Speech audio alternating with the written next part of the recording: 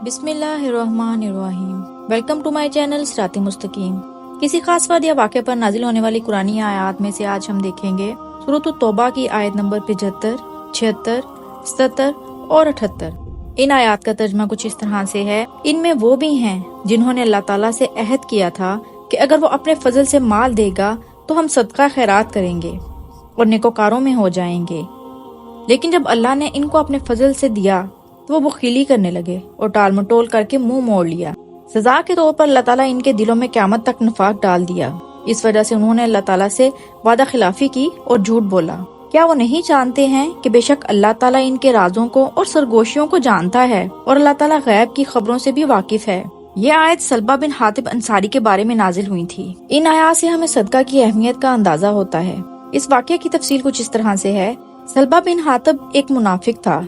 इसने हुज़ूर अकरम सल्लल्लाहु अलैहि वसल्लम से दरख्वास्त की कि आप अल्लाह ताला से दुआ करें कि मेरे माल में इजाफा कर दे। हुज़ूर सल्लल्लाहु अलैहि वसल्लम ने फरमाया कि जितना अल्लाह ताला ने दिया है इस पर राजी रहो। मगर उसने फिर दरख्वास्त की और कहा कि मैं सदका खैरात किया करूंगा और हर एक को उसका हक अदा किया करूंगा। चुनांचे हुज़ूर सल्लल्लाहु अलैहि वसल्लम ने दुआ की और इस अंसारी के माल में इजाफा होना शुरू हो गया। पहले वो 5 वक्त मस्जिद नबवी में नमाज के लिए आया करता था, मगर माल में इजाफा की वजह से मदीना की जमीन तंग हो गई तो वो बाहर जंगल में चला गया और अपने मवेशी वहाँ चराने लगा।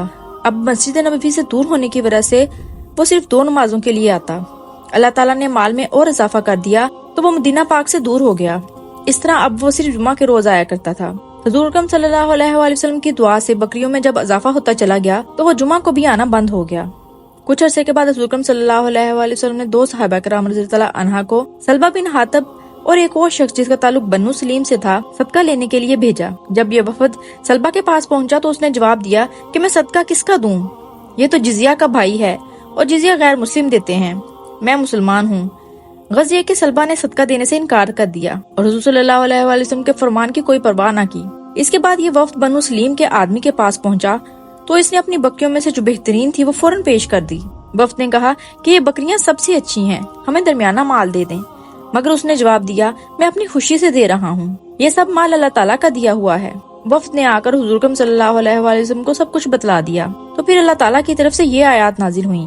इसके बाद सलबा के आदमी ने इसको जाकर बतलाया कि तुम्हारे बारे में ये आयत नाजिल हुई है। तो वो हुज़ूर सल्लल्लाहु अलैहि वसल्लम की खिदमत में हाजिर हुआ और सदका देने की कोशिश की, मगर हुज़ूर अकरम सल्लल्लाहु अलैहि वसल्लम ने फरमाया कि अब अल्लाह ताला ने सदका लेने से मना फरमा दिया है। इसके बाद उसने हज़रत अबू बकर सिद्दीक रज़ियल्लाहु अन्हा के ज़माने में भी सदका देने की कोशिश की, मगर उन्होंने फिर भी इनकार कर दिया और कहा कि हम हुज़ूर अकरम सल्लल्लाहु अलैहि वसल्लम के इनकार के बाद किस तरह ले सकते हैं। इसके बाद हज़रत उमर रज़ियल्लाहु अन्हा ने भी इनकार किया और ये सलबा हज़रत उस्मान रज़ियल्लाहु अन्हा के ज़माना में फोत हो गया।